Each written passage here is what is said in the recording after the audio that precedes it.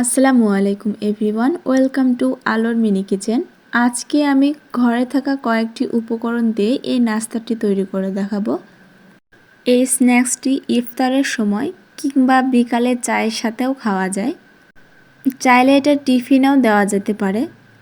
এই নাস্তাটি বানাতে একদমই সময়ের বেশি প্রয়োজন হয় না, ঝটপট মেহমান আসলেও বানিয়ে দিতে পারবেন। আশা করছি আমার ভিডিওটা আপনাদের ভালো লাগবে। এখানে আমি আগে থেকেই সিদ্ধ করে রাখা আলু নিয়েছি। আলুটাকে আমি কাঁটা চামচের সাহায্যে ভালো করে ম্যাশ করে নিচ্ছি। ভালো করে ম্যাশ করে নিতে হবে যেন আলুর বড় কোনো টুকরা না থাকে। এবার দিয়ে দিচ্ছি পাউরুটিগুলো। আমি এখানে ছোট 3টে পাউরুটি ব্যবহার করেছি। এখন একটু সামান্য করে পানি দিয়ে দিচ্ছি যেন এটা মাখিয়ে নিতে সুবিধা হয়। আমি এগুলোকে একটু ভালো করে মিশিয়ে নেব।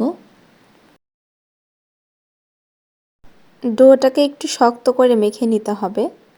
যদি মনে হয় একটু বেশি শক্ত হয়ে গেছে সেক্ষেত্রে একটু পানি নিতে পারেন, আর একটু নরম লাগলে পাউরুটির স্লাইস দিতে পারেন।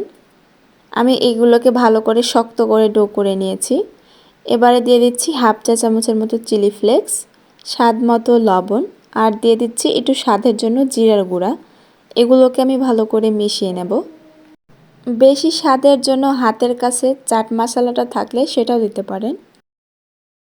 আমি ডোটাকে শক্ত করে মাখিয়ে নিয়েছি। এবার নাস্তাটার শেপ দেওয়ার জন্য আমি একটু ছড়িয়ে নিচ্ছি এবং চারিপাশে হাত দিয়ে একটু করে প্রেস করে দিচ্ছি। হাত দিয়ে চারপাশটাকে আমি একটু সমান করে নিচ্ছি। আজকে আমি কোণের মতো করে শেপটা দেব, তবে আপনারা আপনাদের ইচ্ছে মতো শেপটা দিয়ে দিতে পারেন। আমার মনে হয় এইভাবে কাটলে একটু বেশি সুন্দর লাগে। কাটার পরে ঠিক এমনটা হবে। এবার এদিকে প্যানে তেলটা আগে থেকে গরম করে নিয়েছি। এবার নাস্তাটাকে দিয়ে দিচ্ছি। তেল একেবারে বেশি গরম করা যাবে না, কারণ গরম তেল হয়ে গেলে ওপরটা গোল্ডেন কালার চলে আসবে কিন্তু ভেতরে কাঁচা রয়ে যাবে। ওপর থেকে কালারটা চলে আসলে এগুলোকে আমি উল্টে দেব।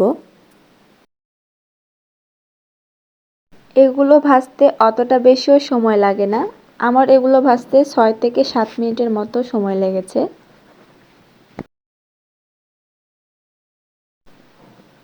আমি দেখিয়ে দিচ্ছি একটা, ঠিক এমনভাবে ভেজে নিতে হবে।